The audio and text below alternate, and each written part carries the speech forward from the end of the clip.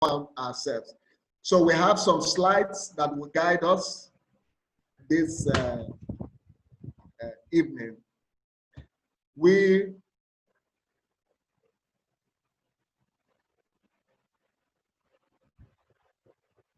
That's us, Distinct Minds Academy, that's the platform.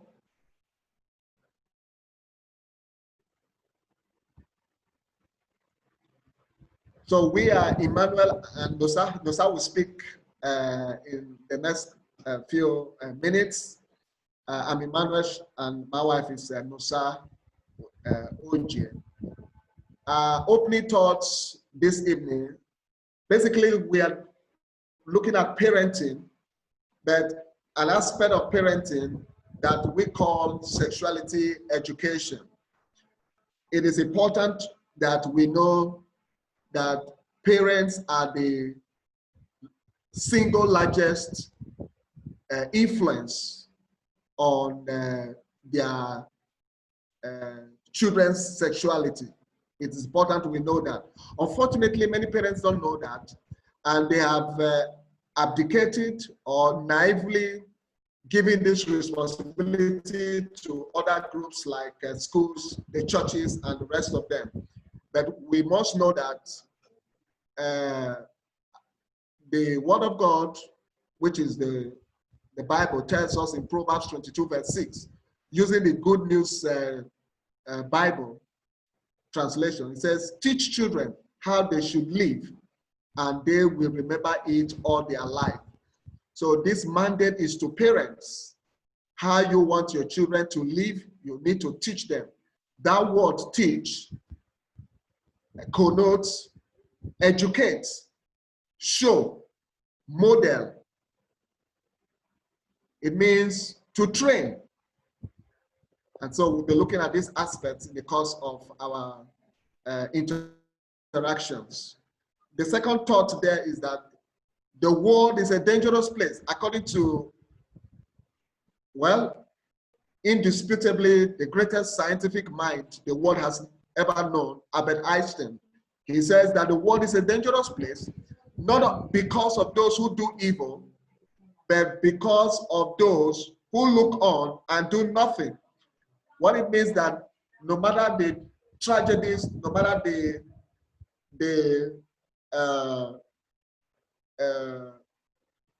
disasters in terms of moral decline that we have in our society today,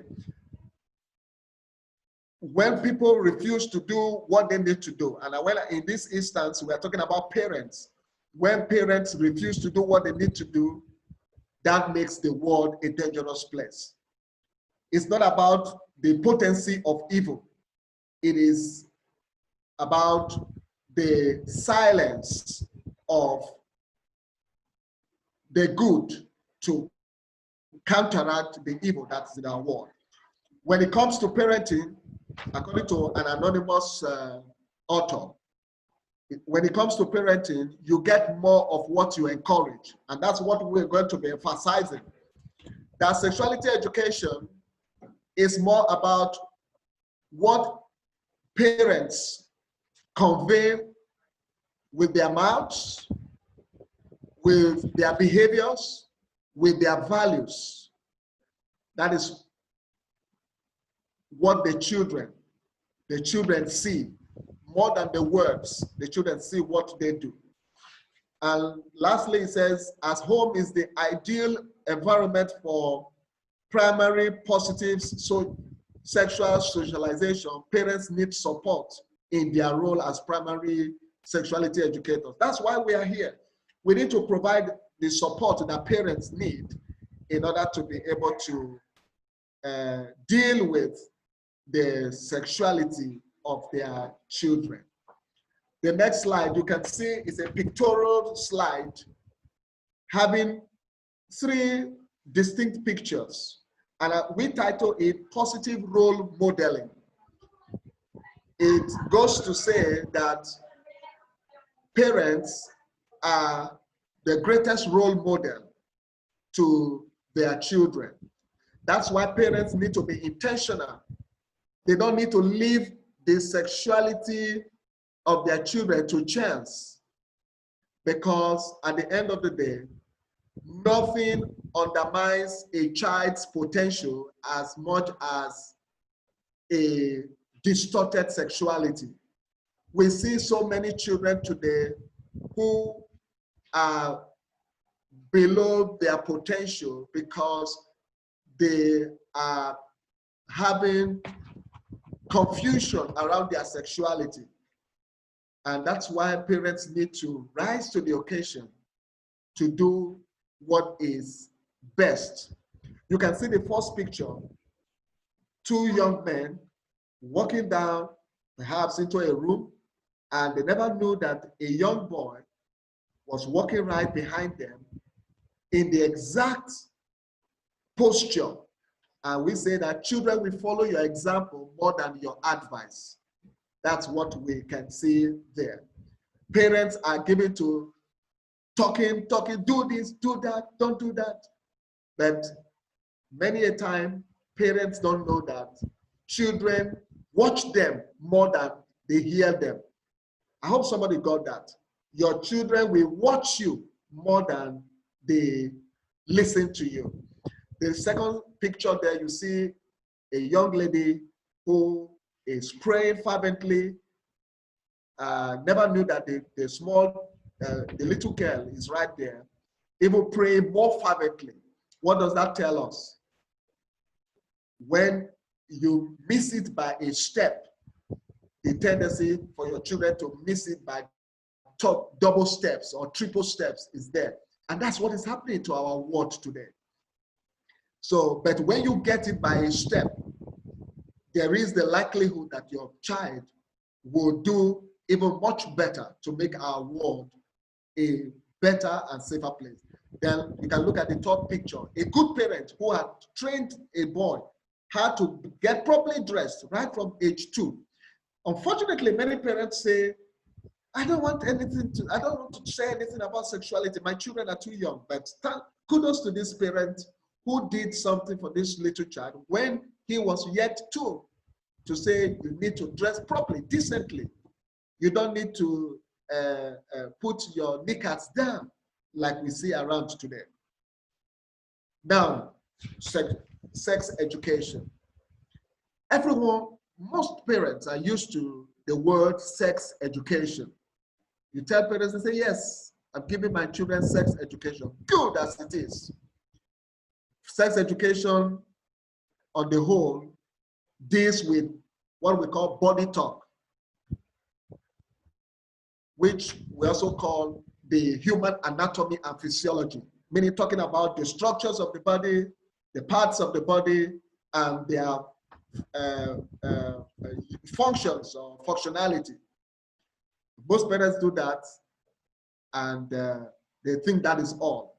Well, it's not all. Another thing in sex education is sexual abstinence. I think that's the primary goal of sex education, to keep children sexually pure. Fantastic, it's good. I see, but when you check the statistics today, you see why we say there are missing components in sex education. When you check the spike, the rate of child sexual abuse and other sexual atrocities committed today, you know that sex education is less than optimal. It's not as effective as many people think it is. So that is why we need to look, what are other things that are missing in this sex education strategy. Then the third aspect of sex education is what we call sexual abuse prevention, or more appropriately, child sexual abuse prevention. Let me quickly say that we run courses on these different issues, especially child sexual abuse prevention. We look at the risk factors, what are the things that predispose children to sexual abuse. We look at what we call the non-disclosure. Why don't children tell? Do you know the shocking statistics? The UNICEF statistics tell us that concerning Nigeria, 1 out of every 4 girls will be sexually abused or assaulted or molested before they turn 18. That is shocking. Simple arithmetic tells us that that's about 25%. That is high. No wonder Nigeria is one of those endemic countries with high rate of child sexual abuse. We don't need to discountenance those statistics. For the last 7 years, we have been working with children, and each time we administer questionnaire to them, have you been sexually abused? And we say, no, it's horrible, it's appalling. So it shows them, but every parent says we are doing sex education. So there are certain things that are missing. How about the boys? 1 out of every 10 boys will be sexually abused before they turn 18. And also, we are told that 23% of the sexual abusers are children themselves. 23% are children themselves. What does that tell us? That children are becoming both perpetrators as well as victims. And everybody says we're doing sex education. So there are missing links, or there are missing components in that strategy. And that's why we need to look at it. For us, we see that child sexual abuse is not a problem in itself, it's a symptom. And we will look at what the problem is that precipitates or that triggers this scourge called child sexual abuse. Aren't we surprised at the rate of gender-based crimes, gender-based violence against women, against girls is on the increase? Sex education doesn't address that. So those are the things we'll be looking at. Nosa, do you have anything to say? Okay. Hello. How many people are on board? Yes. Now, why do we prefer to use the word sexuality?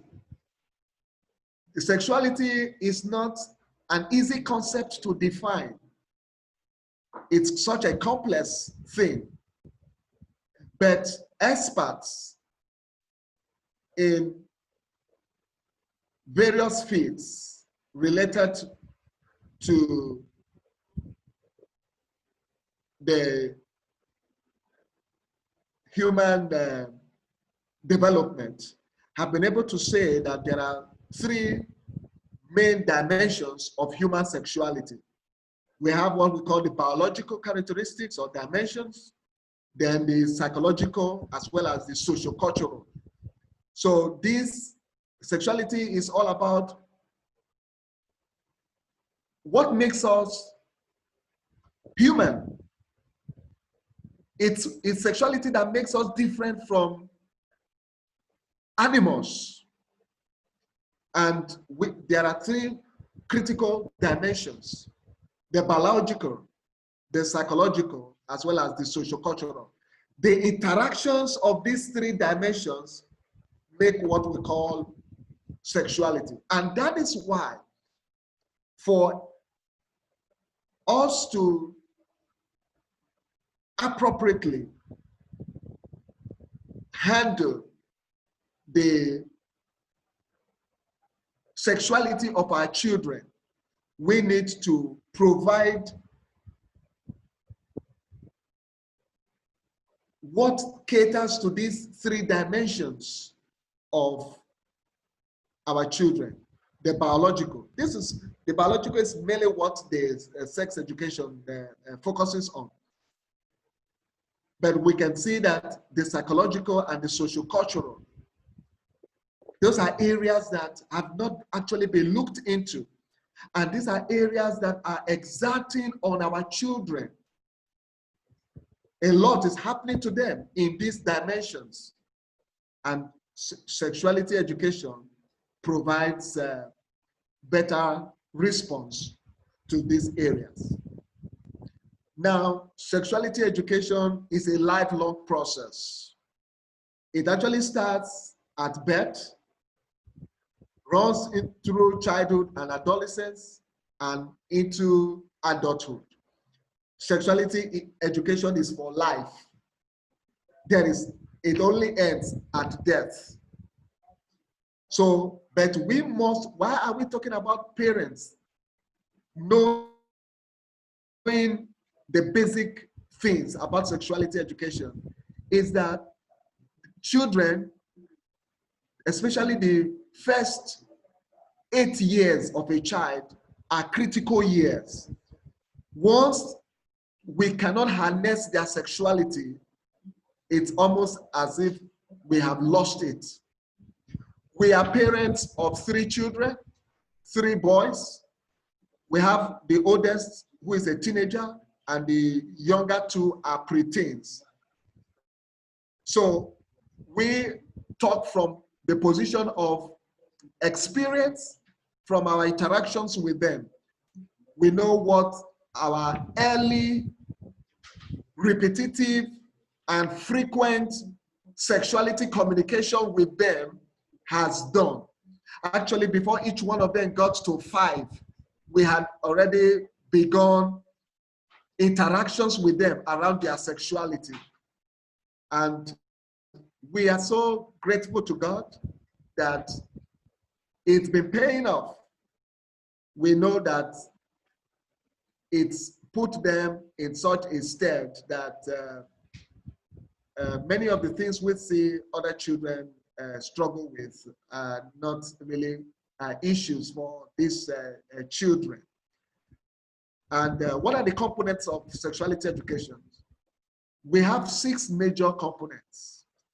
And each of these components has their own topics. Remember that what we are doing this evening or this session is an overview. In subsequent sessions, we'll be taking each of these components and breaking them down. Actually, in our in-person meetings before this COVID, just distorted everything, and now we're going online.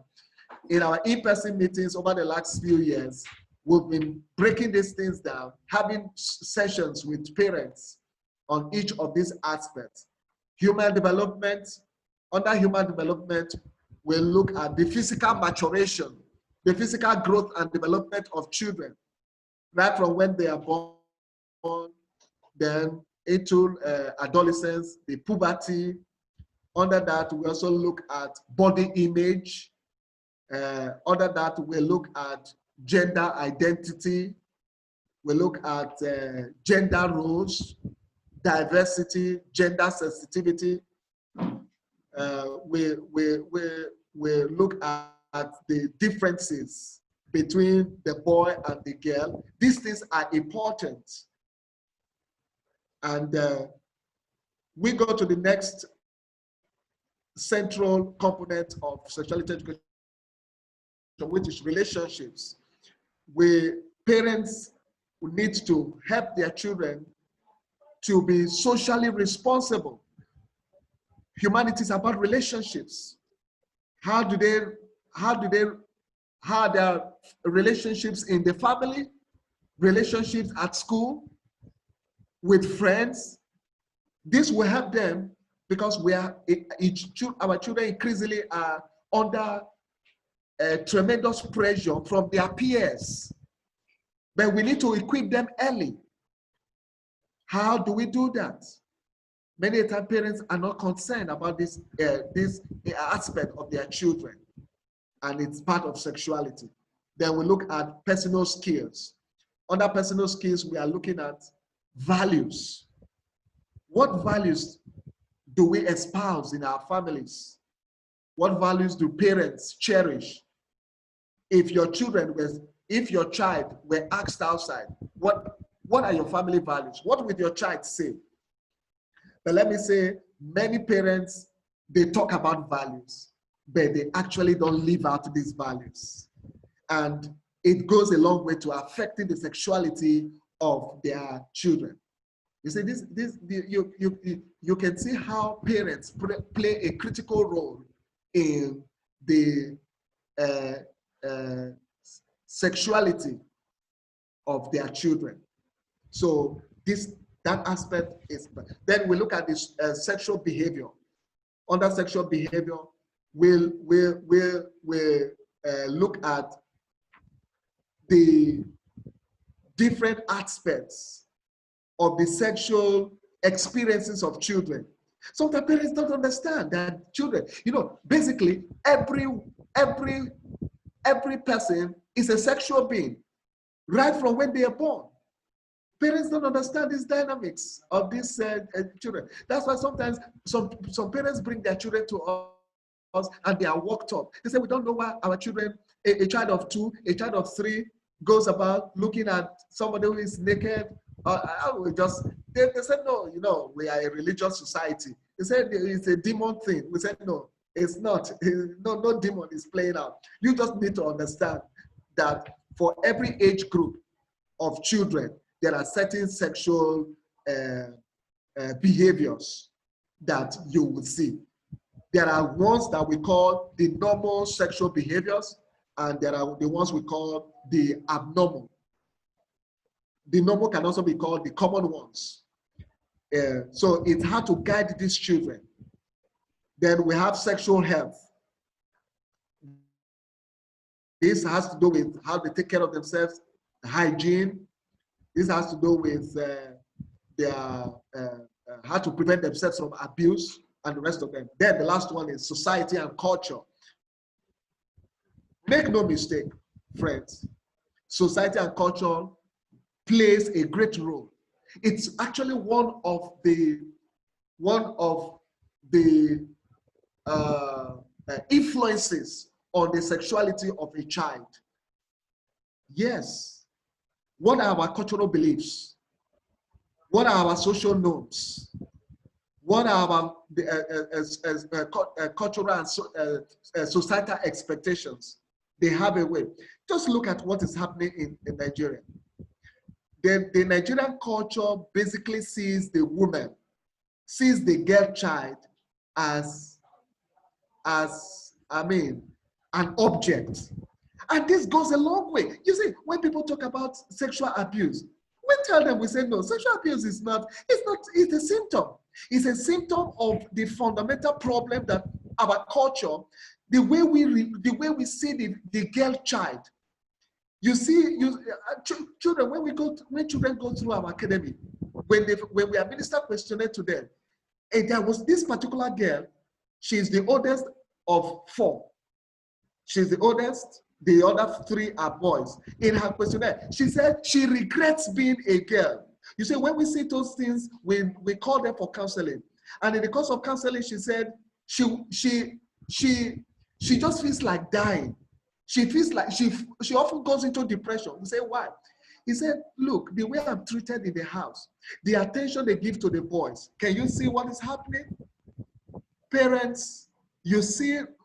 Well, many parents dance to that. Unfortunately, I don't know if that's the right word. We don't have girls. But as a man, I teach my children by the way I take care of my wife. They see how they should. The other day, my son said, Father, if there's one thing you've taught me, my oldest son was saying, Father, if there's one thing you taught me which I want to live with, is how to take care of a woman. I said, son, what do you mean about that? He said, no. He said, it's different from what I read, or what I see around. But the way you take care of mommy, I say, yes. I deliberately do that so that tomorrow you know that women, they are not in second class. Because why you see that women are objectified, sexually objectified. The average African person sees a woman from a sexual prison, an object to be taken. But we as parents need to change that. We have a culture that is toxic, a culture that is hostile to women. We need to change that. So telling the girls, protect yourself, keep yourself, dress properly, no. That's not enough. What are we saying to our boys? There is a slogan, boys will always be boys. We need to change that. You see, those are the missing links in sexuality in sex education. That sexuality education attends to the role of society and culture, what it plays in the sexuality of our children. And we also have a culture that makes women dependent. You see a little girl already saying, when I get married, my husband is going to provide everything for me. Wow, that is also a flaw. We have a culture that has raised the girl. Sometimes I wonder, I say, how do parents train up their daughters? A girl goes to the university, spends maybe 4, 5, or 6 years. Such a girl comes out with, sometimes they are so intelligent, first class, second class, good. And the next thing, that girl becomes just a housewife, depending on, even for her pad, even for her whatever, depending on the husband. Wow, no, we need to change that. How do we change it? We need to change it from their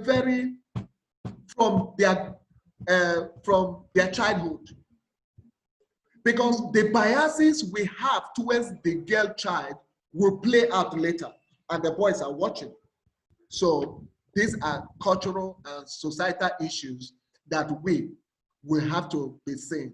I tell people, we can make all the campaign we like, stop sexual violence, stop gender-based stuff. I said, if we don't address it from the root, if we don't address it from our cultural perspective, from our societal predispositions to women, we can never stop this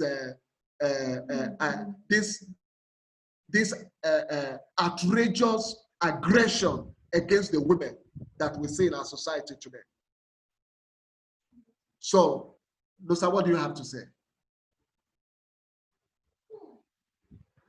Now, this slide talks about what sexuality education should do. Every parent should take note of this.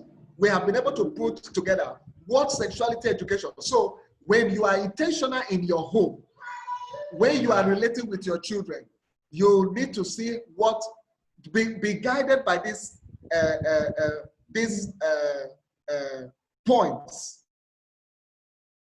Sexuality education should foster respect for human rights and diversity. You don't wait for your children to grow up before you start talking about human rights and diversity. Our children are going to grow in a culture of diversity. So we need to start telling our children to know how to be racially sensitive, how to be culturally sensitive in a world that is rapidly changing. And human rights, they are part of sexuality education. The right to dignity, the right to life. You don't wait till that boy, till your child gets to 20 before you start saying no. Right from when that child is growing, you start letting that child know that life is sacred. Look, there's a lot to do. We encourage critical thinking. Yes, sexuality education encourages critical thinking skills and young people's participation in decision making. You know, we have parents who are authoritarian. It must be, they don't have any, they know. Your parents should neither be permissive. Permissive parents are those who say, do whatever you like. We are in a free world.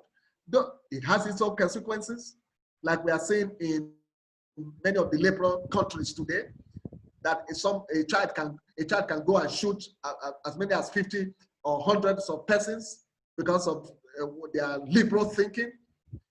Then we also have another parenting style we call authoritarian, is that you must do. There's no room for negotiation, no room for dialogue. No, we recommend that parents should be authoritative.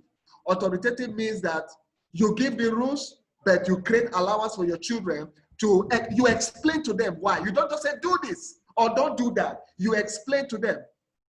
You explain to them. Some parents don't believe in that. Oh, if you don't believe in explaining to your children, you are setting them up to be a nuisance, to be a problem to the society. We must begin to engage our children. For in our home, our children were just less than 10. The three of them were less than 10, less than 8 when we started engaging. That's what I said, this is a family meeting. What is your perspective? This is what we want to do. What's your perspective? And many a time, we have gained a lot from their perspective to this thing. So it enhances their critical thinking skills. They are not dummies that you just say, do that. No. Why should somebody not touch me here?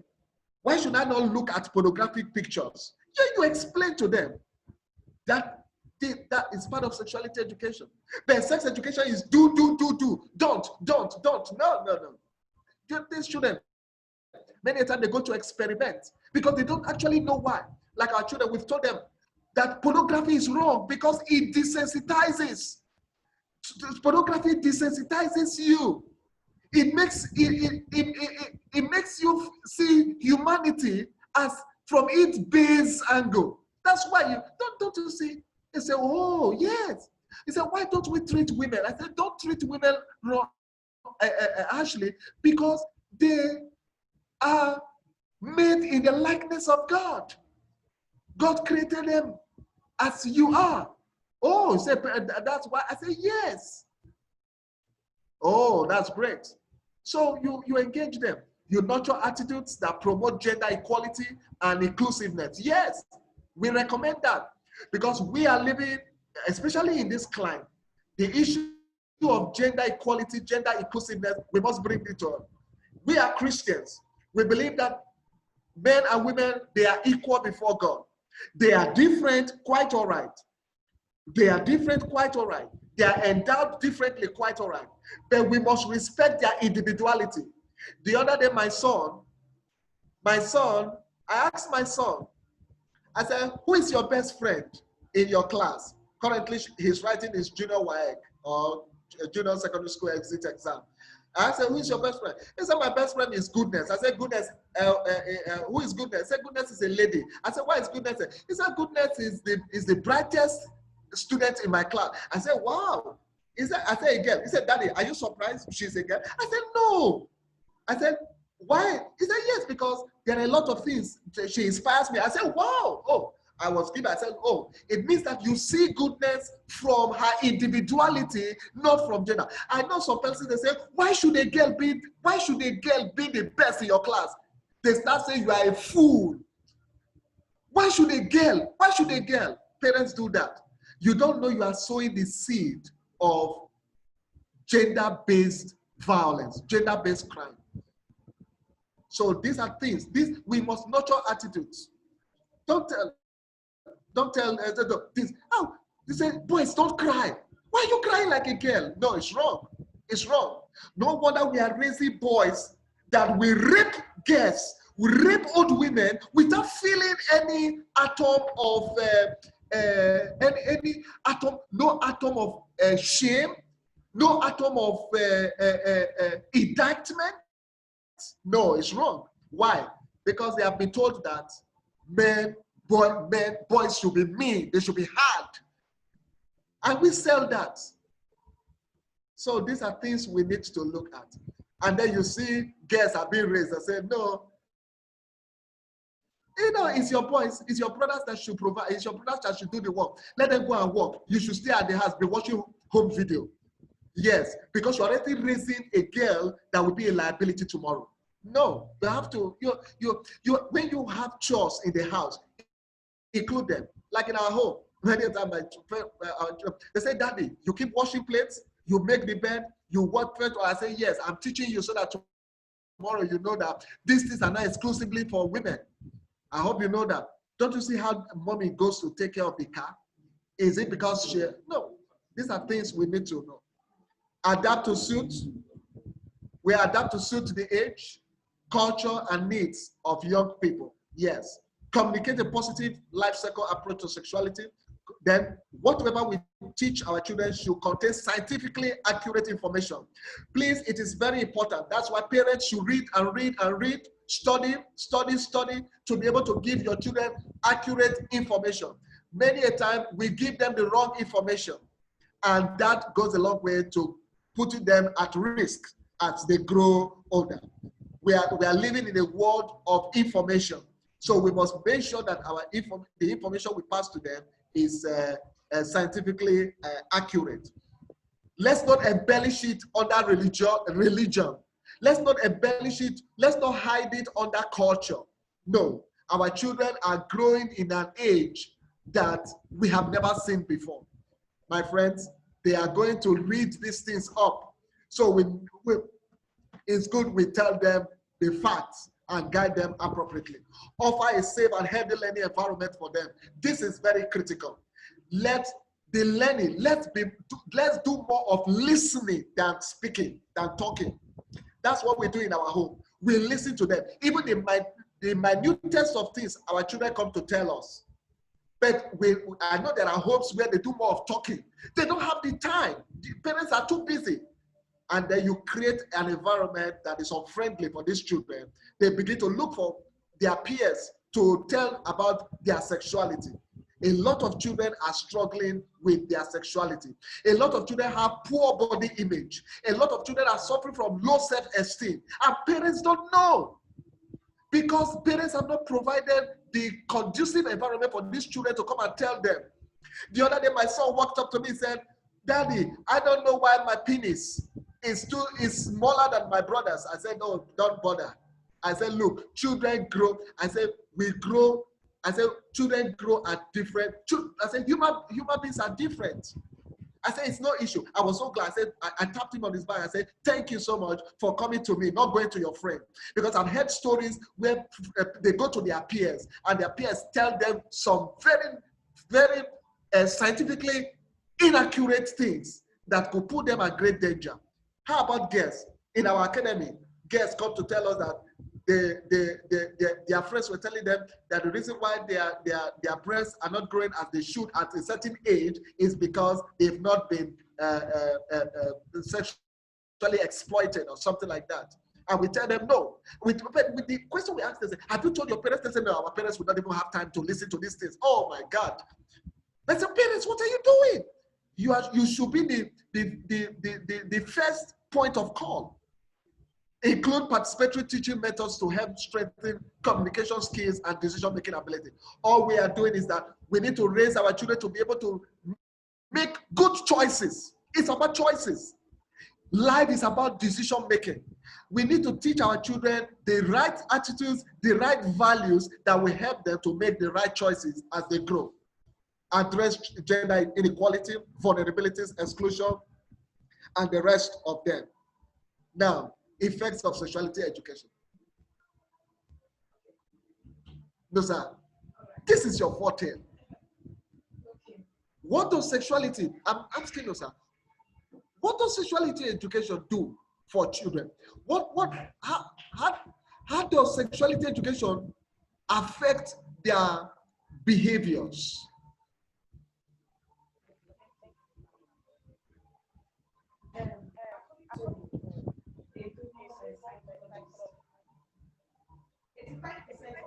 Once a child becomes an adult, the child is between 0 and 6 years. And up to 34 critical periods. And up to time, parents declare this period because they see that the children are so off. What are we talking about tonight? We're talking about beyond sex talk, the missing link, the missing component. And one of the missing components is the time. Timing is of essence. Yeah. Yes. Oh yes. You discover that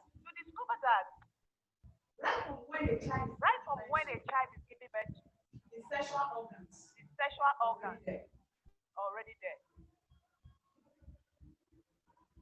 But the truth is that many parents feel that don't talk about sexuality. Don't talk about sex because they feel it's too early.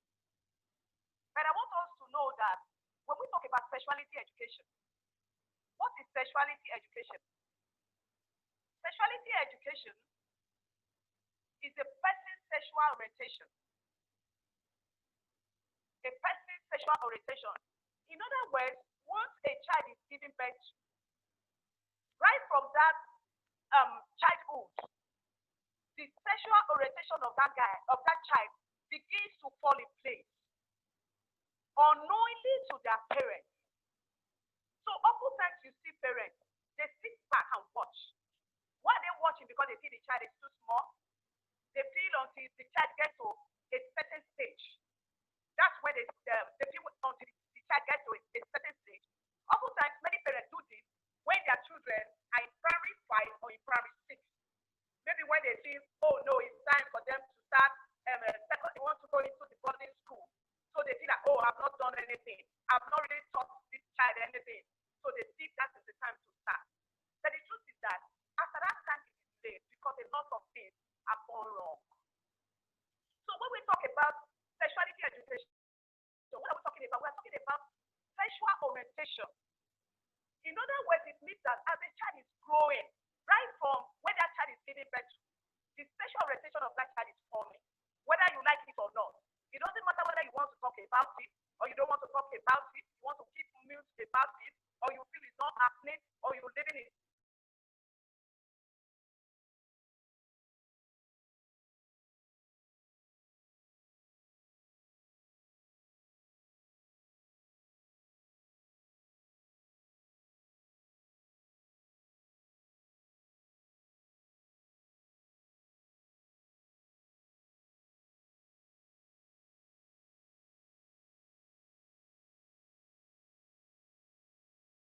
Of a child matters a great deal.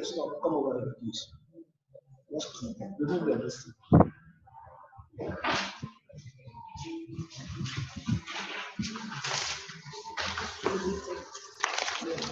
think you are disconnected. Let's put it on and continue. So I'm going to start from When you stop, just let it.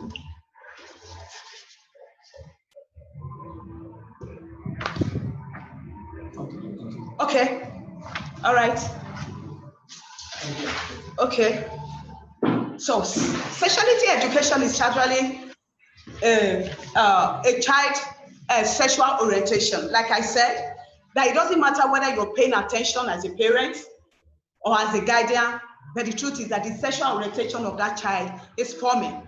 And oftentimes you discover that today, like in the Western world, they are already talking about gay marriage, talking about perversions and all what have you. But the truth is that now these people are expressing their sexual behaviors on the sexual orientation they had, maybe as children or as teenagers. So in other words, if the famous psychologist said 85% of what a child becomes as an adult, the child learns it between 0 and 6 years. In other words, it means that we should take the sexuality of our children very seriously. Sexuality education. Oftentimes you discover that one of the challenges many parents have is that when, how, because sex education, they feel that until a child gets to a certain stage, even some persons feel that even when some persons are seeing their children and they are noticing that is that this child, the onset of puberty has started. Oftentimes you discover that many of these parents, they don't even know where to start. So many of them shy away from it. But I want to tell us the truth is that sexuality education helps you to start training your child right from birth. Because when you start on time, you discover that it becomes like a norm. You see your children, they walk up to you. Many of the trainings we have had, you discover that even many of the children that have been molested, 85% of the children that have been molested, at the end of the day, when you ask them, when it happened, did you tell anyone? You will hear no. You didn't tell your mom? No. Did you tell your dad? No. Why? You know, that one is for another training altogether. Because at the end of the day, you discover that many of these children are not bold enough. Because the truth is that nothing undermines a child's innocence, like the issue of child sexual abuse. So when a child is molested, oftentimes parents think that once a child is molested, the child should just walk up to you or walk up to any trusted adult and tell. No, oftentimes they don't tell. They keep it. because they don't know how to say it. And one of the reasons they do that is because you've not been interested in their sexuality. Like I tell parents, once a child gets to the age of a year, 6 months, or 2 years, parents are already looking for schools, looking for different schools for that child. Before a child gets to 4, 5 years, you discover that many parents are already worried. Why are they worried? Because they feel that, my child is 5 years, my child is 6 years, my child cannot read, my child cannot do this. They are so interested in academics. I am not saying academics is not good, it's good. But I want to say that the same energy you channel into their academics, their mental whatever, is the same energy you should channel as regards their sexuality. Because the truth is that when you start early, what it means is that your child will be bonded. Your child will trust you, and you become part of that child's sexuality. So if anything goes wrong, or anything is going wrong, you see that child, the child quickly runs to you to tell you that, Mom, look at what is going on. Dad, look at what is going on. Now, we want to be looking at the effect of sexuality education on children. Like I said, because some persons are like, okay, Uncle Emmanuel is talking, Uncle Emmanuel has spoken, Auntie Nosa is talking, I have my child, my daughter is just 2 years, my son is just 3 years, I don't even know how to teach, where am I going to start from? When we talk about sexuality education focuses on 2 dimensions. There are 2 dimensions to sexuality education. Like sex education focuses on active, which is we have active sexual abuse and we have passive sexual abuse. Sex education focuses on active. So you see something like this, a parent or a mother telling her daughter or her son, saying, come, if anyone touches you here, say no. Or if anybody touches you here, say no. Every attention is on, don't do this, don't do that, don't allow this, don't allow this. Because that child is not empowered. What sexuality education does is that it empowers a child, and at a time it becomes a process for a self-regulated life. That's what sexuality education does when you start early. But when you wait until when that child is 10 years, I want to let us know that after that 10, a lot of things have gone on. I want to take us back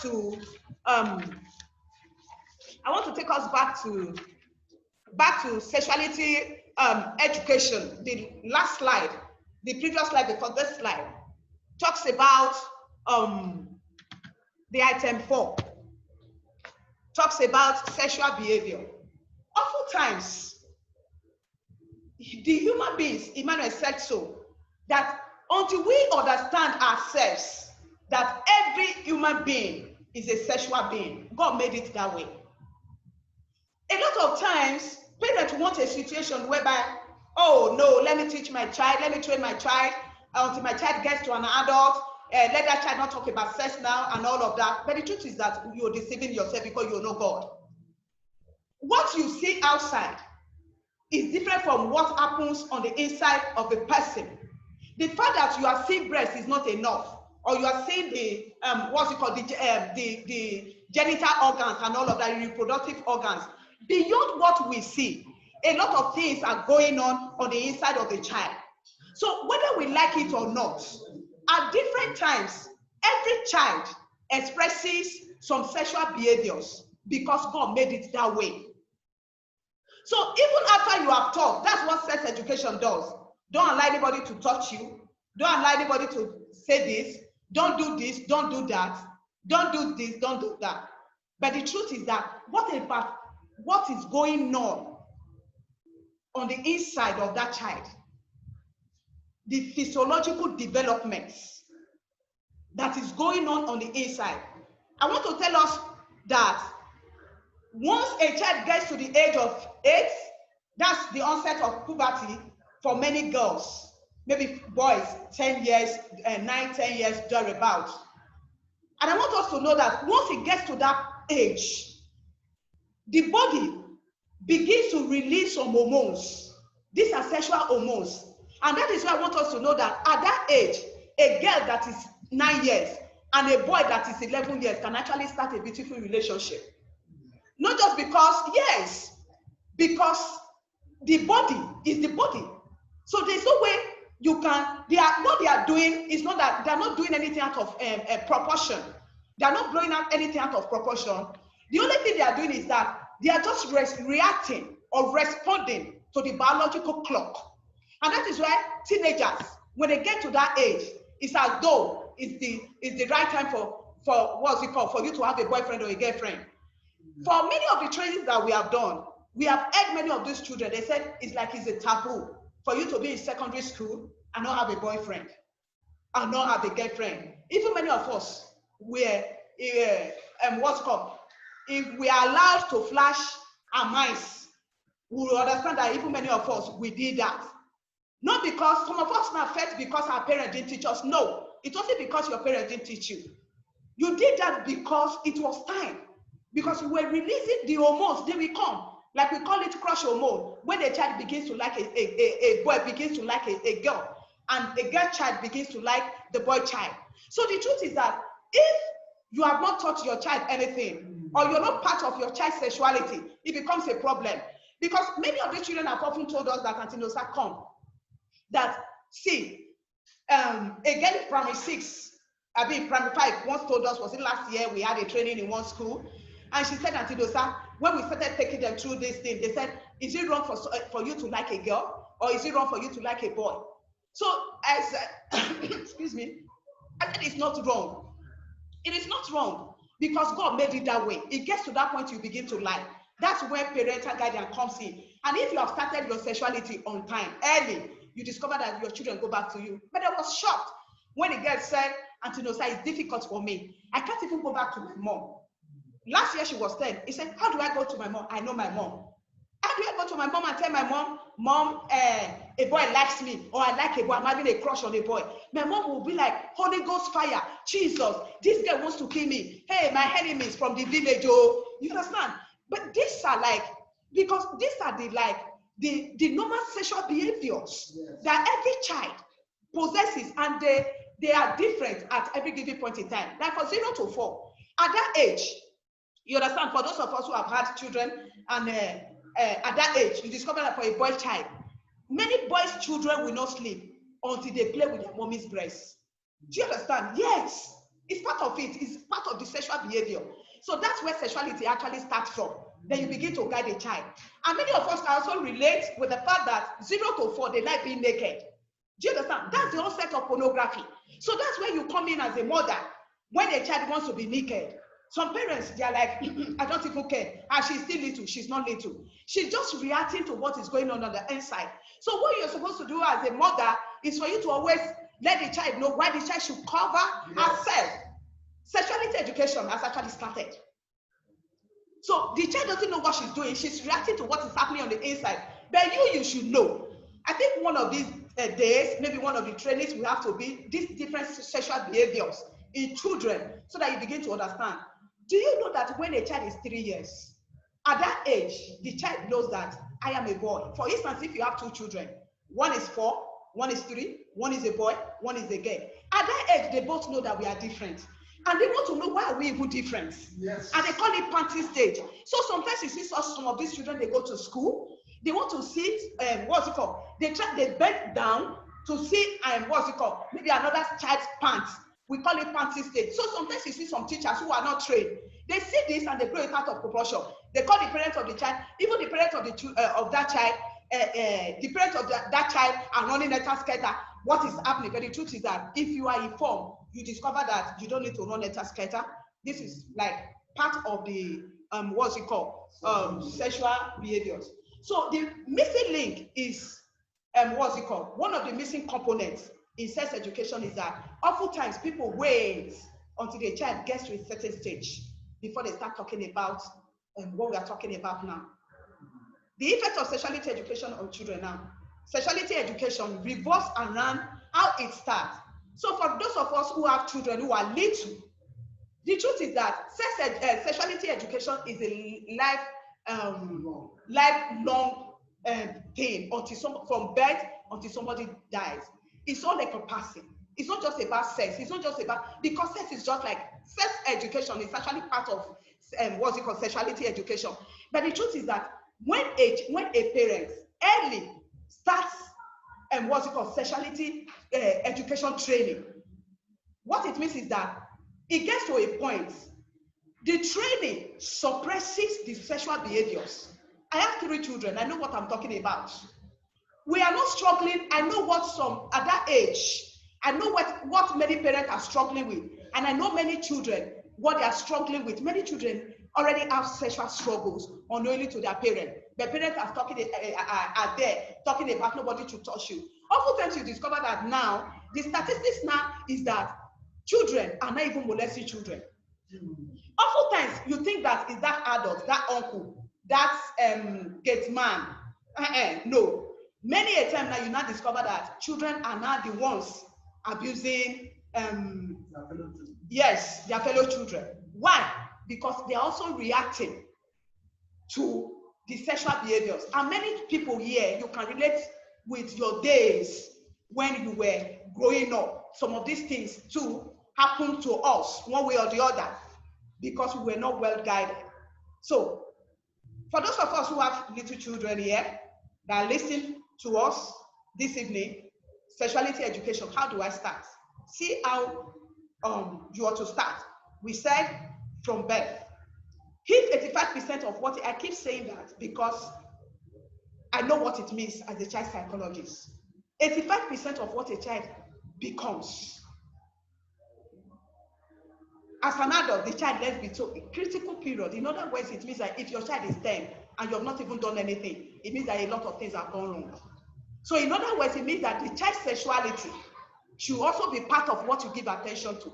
It is not about mental trying to educate the mind of that child. To educating the mind of that child is good, fantastic.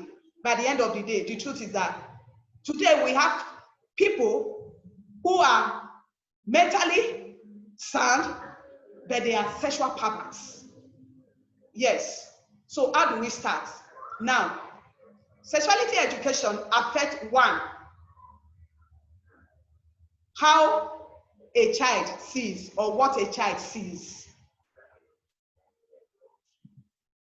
What a child sees, that's where it starts from.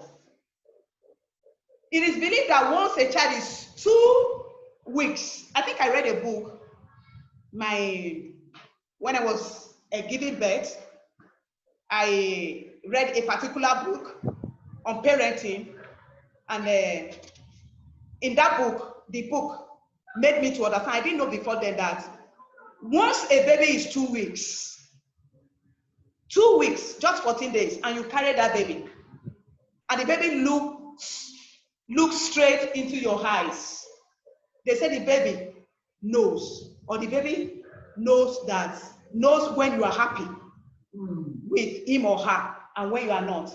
Come to think of it, you discover that there are some people, when we were giving birth to children, some people will come to the house. Do you understand? They want to carry your baby. Some persons can relate to that. You discover that the baby will be crying, not stop. Then when the mother stretches and carries that child, the child calms down. In other words, sometimes you'll be like, what did the child see now? And people feel that at that age, children, babies don't see, but it is believed that they see. So in other words, it means to say that if a child sees at that time, then in other words, it means that the power of sight cannot be overemphasized. So it means that we should not do what, we should not ignore it, what a child sees. Yes, we shouldn't ignore it. Don't say this child is small. And can I say something here? For those of us who read education, you discover that your teaching is not complete without visual aids. It is believed that what a child sees stays longer than what a child hears. And that is why children see their parents as the first role models. So your children may not hear your voice, they are not hearing what you are saying, but they are seeing what you're doing. So that is why you must model your child. Sexuality education is also about you, not all about your children. So what are you going to model as it regards your own sexuality? Today, you see many parents, we'll get to that, when they go for school runs, they are like, they are like partially naked. Even some are like, you see some, you'll be like, if you did this one will go naked, though, as in fully naked, and you're raising children. That is part of sexuality too. Please go back to that. Okay. How a child sees. So in other words, it means that from birth, you should not be careful of what the child sees. This is where bad pictures come in. You know, today we are talking about pornography. Pornography starts from when a child, like I said, once a child is 2 weeks, the child sees. So in other words, from that time, you should be careful of what your child sees. But many parents are not careful of what they themselves watch. Many of these parents are addicted to adult entertainment channels that are not good for those children. Telemundo, you know them. And you see many of the people there, they are like half naked. You see home video. Do you understand? Sometimes I tell people, you have a son that is, you're a Christian woman, and you have a son that is 7 years, a little boy. And you're watching home video, and they are showing a man who sleeps around, who is flirtatious, who has abandoned his wife. Do you understand? And your child that is 7 years is watching. So at the end of the day, how do you reconcile that? How do you? So because at the end of the day, the power. Can I tell you something? Everything a child sees goes to the brain. The child cannot filter. It is not possible. It goes into the subconscious panel until it gets to a particular point. You see the child bring it. Many of us, we can see flashback. When you were 6 years, some of the things you saw. When we were 10, you can vividly. And can I tell us something? One of the things that children will never forget is child sexual abuse. You don't forget it. It's just at the tip of the fingers. You can just recall. But sometimes for the trainings, some of the trainings we have done, when these children recount, sometimes these are 13 years, they will recount what happened to them when they were 5, and they will be shocked. All the graphic details, they store them up. In other words, it means that the power of sight. So once a child from 2 weeks, be careful of what your child sees. Do you know in my home, in a year, I don't think I watch home video more than once or twice. And when I watch, my children don't watch with me. Because now they are sexuality education. When you start early, it becomes a process, a mechanism for a self-regulated life. Your children will be able to regulate. They know what to watch. They know what to see. Because what you are trying to do early, that as you guide your child, what you are trying to prevent is pornography. So in other words, it means that you are careful of what your child sees. Yes, so it's not every channel. You don't watch every channel. So because of our children early, there were some channels, even till now, there are some channels till now we don't watch. Not because we don't like them, but because of those children. Then the next one is, because if you're not careful, you're raising a child that will grow up to become what? A pornographic addict, or I don't know what, you understand what I'm talking about. So you're careful of what your child sees. And oftentimes you discover that even some homes, some parents walk naked. Everybody that comes to your home walks naked. And if some people feel it's a norm, it's good. You know what you're doing? That's what we call passive. You know, I said something about that sexuality education has 2 dimensions. It has active and it has passive. Active sexual abuse is sex education. Don't allow anybody to touch you. But the truth is that sexuality education focuses on what? On the passive. And I want us to know that passive is greater than what the active. The active is the act, but there is a process. So even when you are told your child, don't allow anybody to touch, and an adult walks into the home and watches a pornography, I know what I'm talking about. We've heard it a number of times. So an adult comes into the home, and the adult watches a pornography with your daughter that is 10, it's finished now. That's what we call grooming. It's finished. She gives in. But the truth is that if the child has been trained from childbirth to stay away from bad pictures, do you understand? In other words, it means that when the person, like in my home, you come to my home, you can't watch anything even when we are not there. There are some channels you can never watch. It doesn't matter whether you are my husband's brother, you are my sister, you come to the children will tell you, Uncle, please, no, we don't watch this. They were even doing it much younger than they are now. They are even grown now that they can even tell you, or walk away or something. So we should be careful of what our children see. Then the next one is what a child hears. What do you listen to? What are the kind of music you listen to as parents? Oftentimes we don't care. Some parents, the only thing we've heard that we're not, what we are saying is what we know and what we've heard from these children in number, not once, not twice, almost every 20 they tell you, Auntie Nosa, the problem is that my daddy, the only channel my daddy watches is O Channel, MTV, what's it called? MTV, yes, all those channels. Please, what are you exposing your children to? I was telling my husband, a little boy was singing. Very little boy, they gave him a laptop, and the boy was listening to some what's it called, some stuff on that laptop. All these what's it called, secular songs that are not like too fantastic. The lyrics, forget it. And I called the little girl. I said, "Come, this boy is too small. This boy is less than 2 years. Do you know one day this boy came to my shop and the boy was singing, nobody. I didn't even know it was a song until days after. And I heard that it was actually one of the, what's it called, hit songs in the society now. Can you imagine that?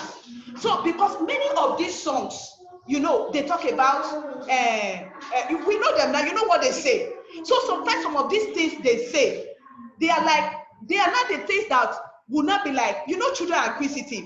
Shake your bum bum, do this, shake your waist. All I want is your waist and all of that. So you should be careful of what our children hear, what they listen to. What a child says is part of sexuality education. And I want to say that when a child is giving birth to it, is believed that the heart of a child is a tabula rasa. As the child begins to grow, the society, the people around, they begin to write into the heart of that child. In other words, it means that a child cannot say anything on its own, except they are the things that the child is used to. So you as a parent, what are the things you say? What are the words, the language you use? Stupid, get out, idiot, see your big head, see your big bum bum, see your chest, see your flat chest. All those words, you understand, it's part of sexuality. Because once a child can keep to all these rules, you discover that when the child gets to that stage where the sexual behaviors and the hormones, the sexuality education will be able to put all those stuff on that check. Then what a child thinks, what a child sees, what a child hears, and what a child says affects what a child thinks. That's just the honest truth. So you can't expose a child to all kinds of stuff that are not too good for the child, and you expect the child to think and act positively differently. No way, it's not possible. So you should be careful of what you say, because what you say, what the child hears, what the child sees affects what the child thinks. Then what a child touches. This is under this place, under this one, it's about good touch and bad touch. It's an aspect of sex education. So that because one thing we should know that this sex education also, it has to be age appropriate. One thing I've discovered is that for many people, it's not age appropriate. They feel call their names. And I would be like the children, are they doing biology? Even biology, even when children are in secondary school, JSS1, JSS2, JSS3, they don't even talk about biology until they get to a certain stage. So why are you like? So what I'm trying to say, whether you mention the name or not, because at the end of the day, it doesn't even stop anything. The whole essence of mentioning the name is that once the child is molested, you understand, the child will be able to say, okay, uncle, touch me on my breast. But the truth is that, why teaching a child that? Why not empower the child in a way that the child will not be able to do what? To regulate. So that even when you are not there, the child is able to regulate. Then what a child wears is also part of the sexuality from birth. Today you discover that sometimes you go out, you see some little children, especially girls. Sometimes when you see the way they are dressed, and you'll be wondering, these ones, are they children?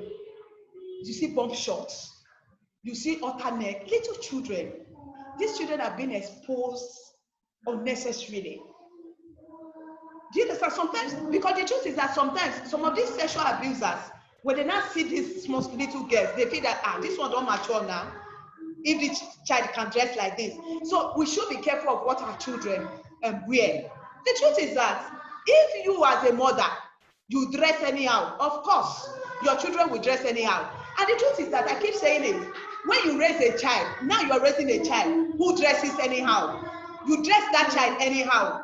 Let me put it this way. The truth is that the child will grow up and still be dressing anyhow, not even knowing why she's even dressing anyhow. So what you wear, because the truth is that, come to think of it, when you go on the, like on the street or anywhere, when I go out sometime, you see two girls, for instance now, and one is properly dressed, the other one is dressing anyhow. And the first thing that comes, see, the truth is that let's be sincere to ourselves. Once you see, if a man, for instance now, sees these two people, these two young ladies, the first thing that comes to mind is that this one that is dressing anyhow, I bet this one is attractive. This one looks like, this one is already looking for something. This one is looking for something. Let me go for it. It's true. No wonder it is said that dress the way you want to be addressed.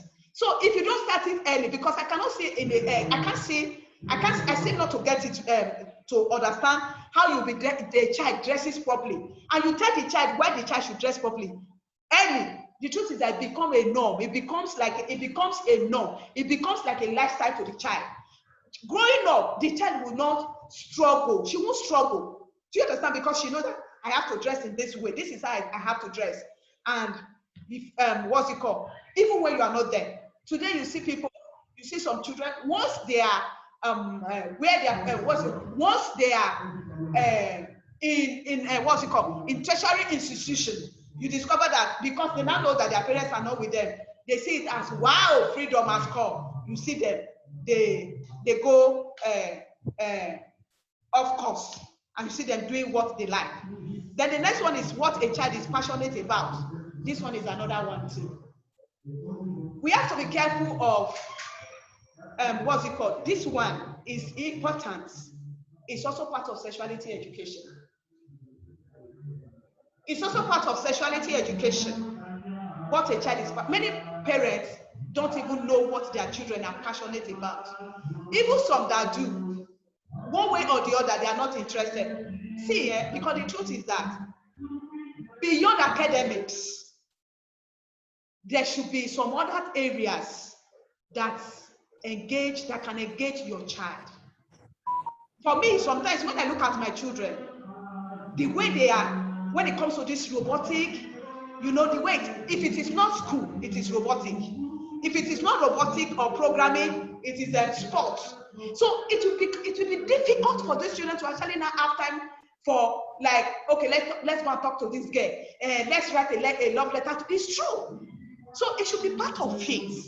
So you should be interested in what your child, because later in life, it can be one of the things, because you discover that many adults or young adults now who are addicted to pornography, you discover that outside school, no other thing. They are not passionate about any other thing. Then they have time for pornography. They are not productive. Pornography and what have you. And the last one is how a child relates. Every factor here, the first one, second, all the factors are a contributing factor to the last one, how a child relates. Because what a child sees, hears, says, thinks, touches, we are passionate about, we actually determine how that child will relate. I think I will have to stop here. Why, Emmanuel? Emmanuel, please. I need you to take the last one, which is the sexuality and the gender issues.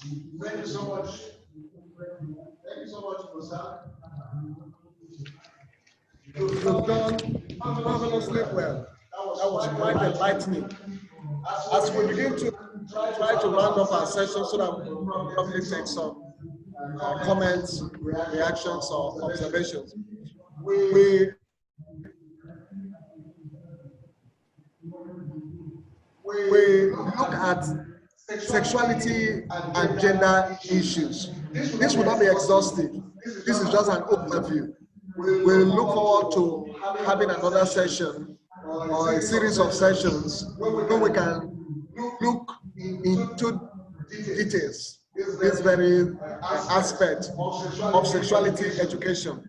But it is good to say, ab initio, that as parents, whom we consider to be the single largest influencers of their children's sexuality, in respect to gender issues, a parent should affirm their child's gender from a young age. It is important for us from the cultural perspective as well as the Christian perspective. The Bible says,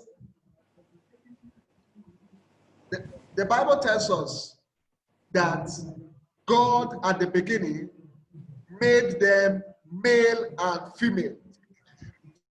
So no matter how modern, no matter how digital the world seems to be going, no matter the revolution in terms of human sexuality that the so-called liberals tend to preach, our children are at great risk they are at great risk of having to take on other gender identities outside the God-assigned gender. That is why we as parents, we need to affirm. Remember we said, children will do what you encourage. Children will become what you encourage. So if you have a boy, affirm the boy's maleness. You have a girl, affirm the girl's maleness. You are to tell them, take pride in being a boy. Take pride in being a girl, the way God has made you. Very unfortunately, you see some girls, you see some boys who are unsure about why they have their gender. The another point is that we should avoid, parents should avoid unhelpful gender stereotypes. Unhelpful gender stereotypes. Boys cannot be in the kitchen. Boys cannot sweep it. Girls cannot help with the car. So we should avoid such unhelpful gender stereotypes. That boys should not be seen to cry. No, that is wrong. What is gender bias? Gender bias is when you tend to prefer one gender over or above another gender, which many parents do. And these children, they are watching. Just cover it. Uncle is not ready. Have you cleaned the fish? One That's a whole one, Abby. So as you just take one and sit. No, a whole head, tail, everything. We need to watch. We need And to watch watch the these chicken. I'm things. coming. Ugamaka.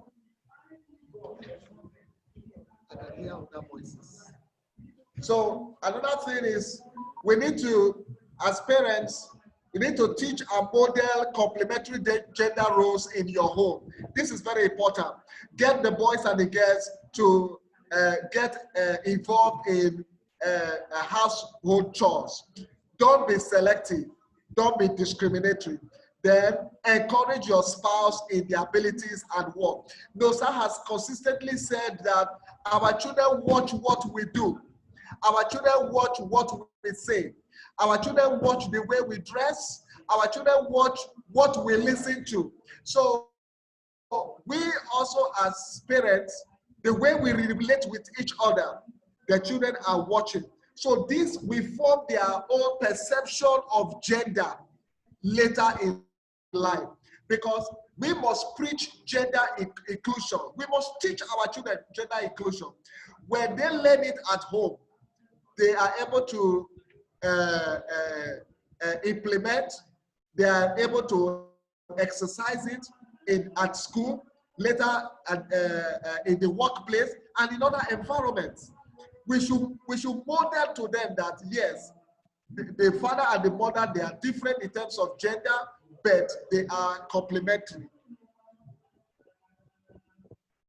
So our closing thoughts on parenting this session is this.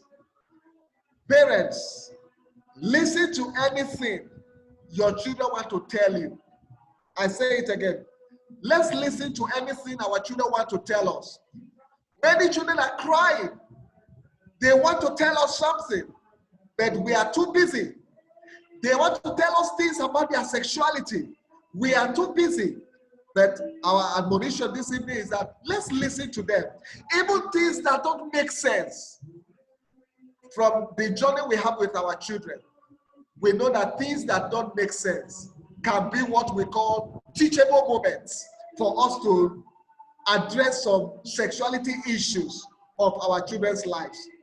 For if you don't listen to the small stuff now, they won't tell you the big stuff later. Unfortunately, many parents have missed it. They want the attention of their children now, and their children don't want to give them the attention. Why? Because when they were much younger, they did not listen to them.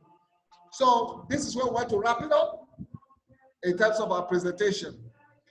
What we have done today is just an overview of some of those things that parents have not seen to be part of what they need to deliberately communicate to their children in terms of sexuality communication. So you have seen that what we call sex education is so restrictive, is so narrow, and is so self-absorbing. What we need is sexuality education, which is more socially, mentally, physically, and emotionally progressive, because sexuality is a progressive thing. And so we need to let our children, we need to nurture these four basic aspects of our children. They are social, emotional, mental, and physical well-being. Can we take some reactions now? Thank you.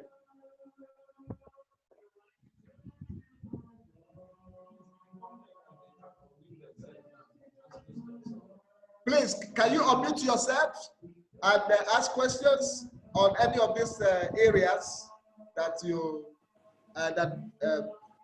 we have given our thoughts, so there can be some reactions. We are also prone to learning, because the whole sexuality education is a multidisciplinary concept.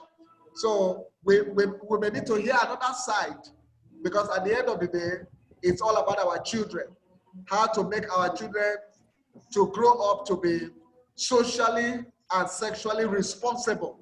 That is just the whole idea. What do we need to do to make our children socially and sexually responsible for the 21st century?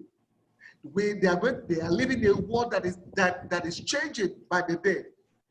How do we make sure that they are well attuned to a world that is rapidly changing? Okay. Hello, good evening. My name is Tonye. Oh, Tonye, good to hear from you. Yes, thank you so much for today's teaching. Okay. I learned lots of things today, because I have a son that is 10 and a daughter that is 8.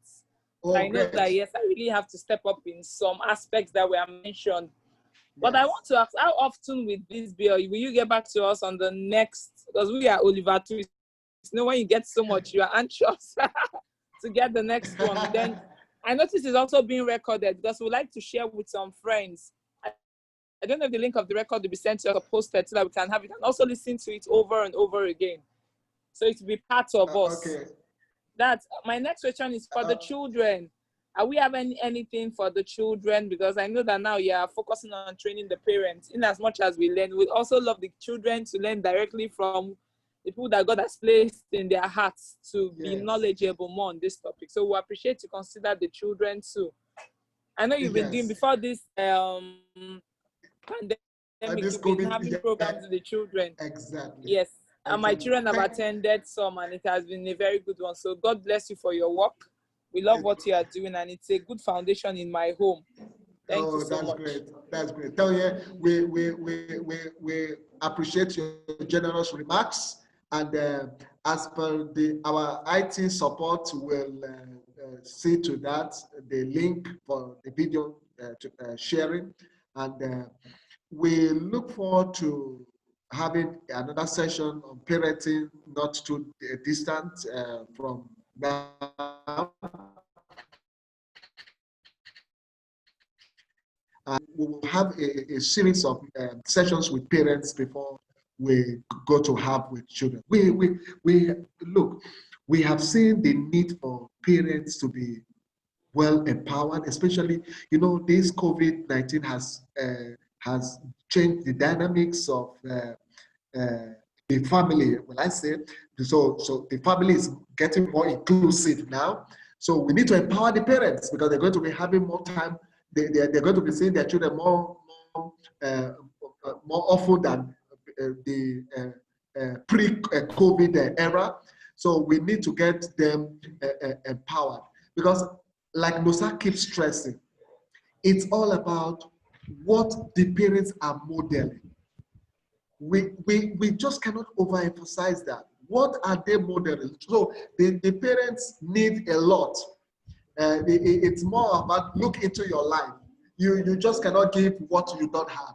Even as much as we know that these children need to hear from us, because children, like typically of my children, sometimes they argue with me. They say, no, daddy, I don't agree with you. My teacher has told me this. I know that perspective of where children they hold their teachers in high esteem.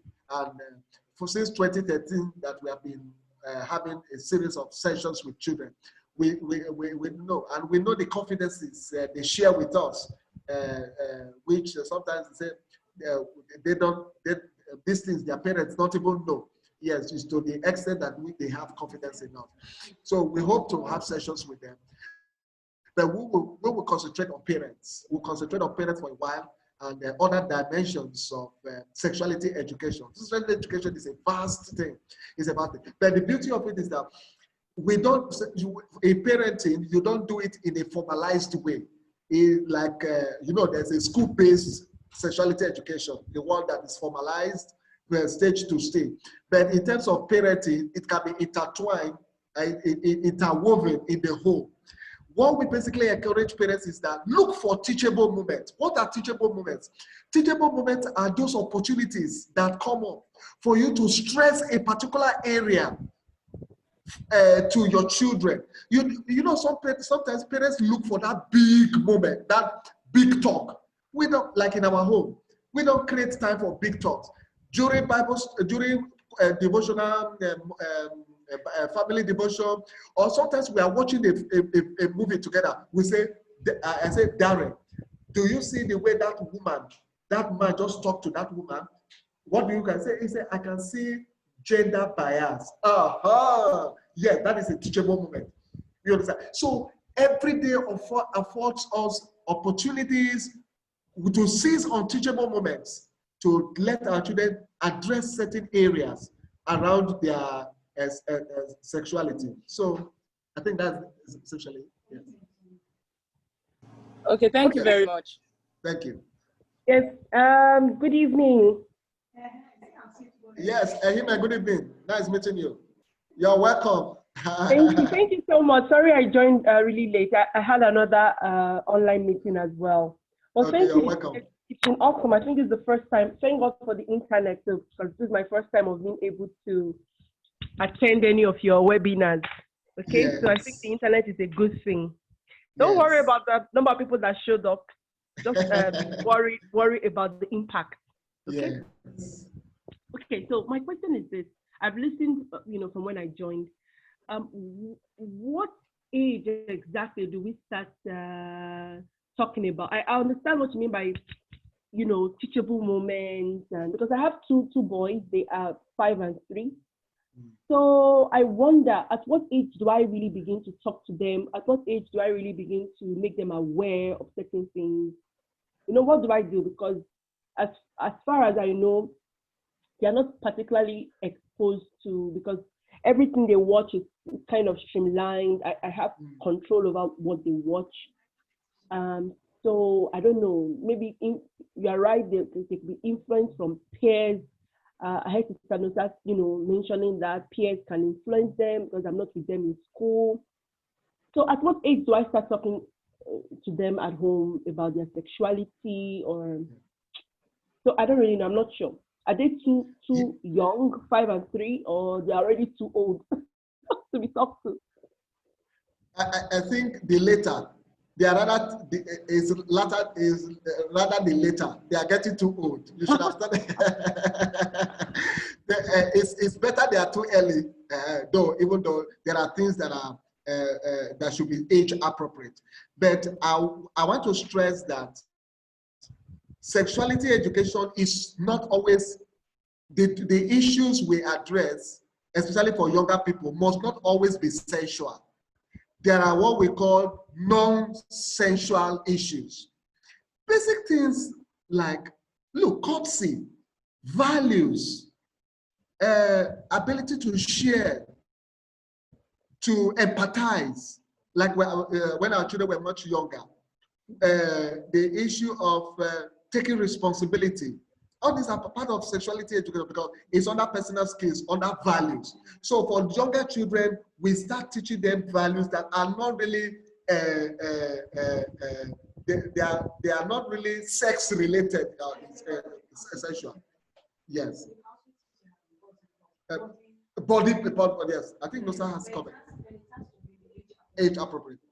Yes. So even though we can teach them some aspects that are essential in terms of their body parts, like we use a term, special zones. Yes, we use the term special zones, the chest, the buttocks, the mouth, in between the legs. That's our own thought. We don't actually mention. It's when we teach older kids that we mention the appropriate or the conventional names. But for them, we don't. For these little children, they already understand. So we teach them those that they are special zones. And the way you say something is special, it means it's not just for everybody, and they are private to them. So you can begin to teach them at that. And again, when you see the issue of covering, you start teaching them early. Though we are living in a more liberal world and they feel it doesn't matter. But we are Christians, and from Christian perspective, even though we're not, we are not overtly conservative, but the place of covering, we teach our children quite early. Even in our home, that we only Nosa is the she, and the 4 of us are he. We believe in, right from when our children were much younger, we started teaching them on how not to just go around the house, say, yes, just naked.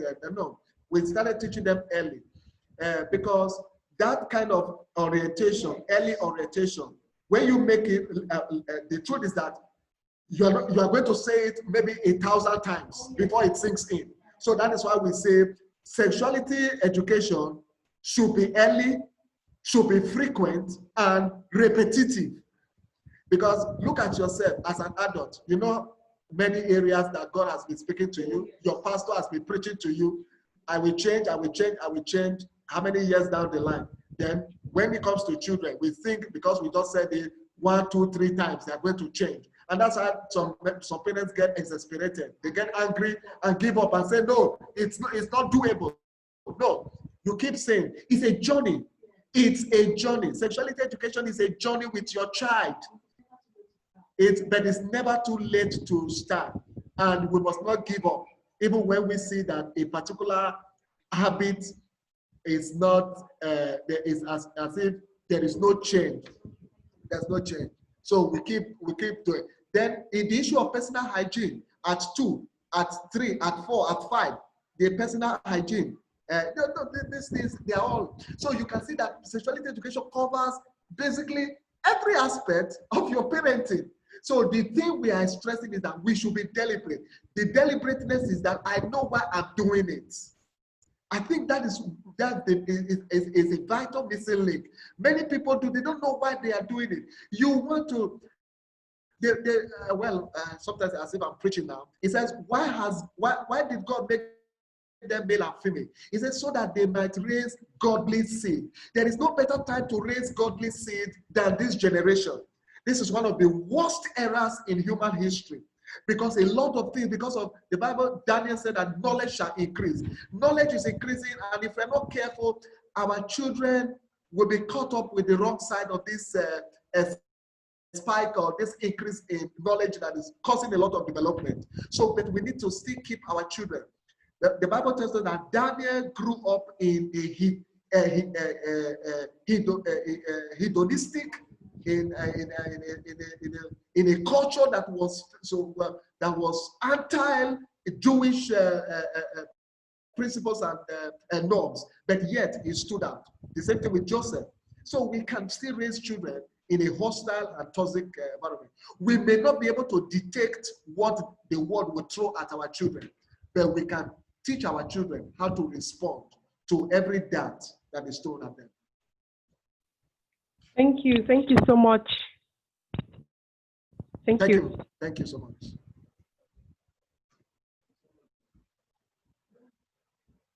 Can we have any other reactions?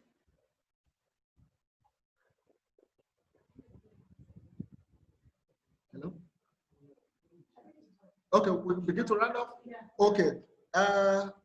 Thank you, everyone. Well, it's been a wonderful journey. Our hearts are full of joy.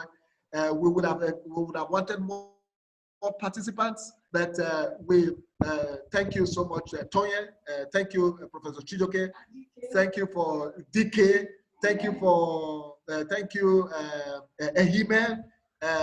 Thank you for you see, you ask questions, but those questions have brought much insight even to us and helping us to say each time we do this thing, it helps us too, because we're also learning. It's a learning process, and both the teacher and the facilitator as well as the participant, all of us are learning.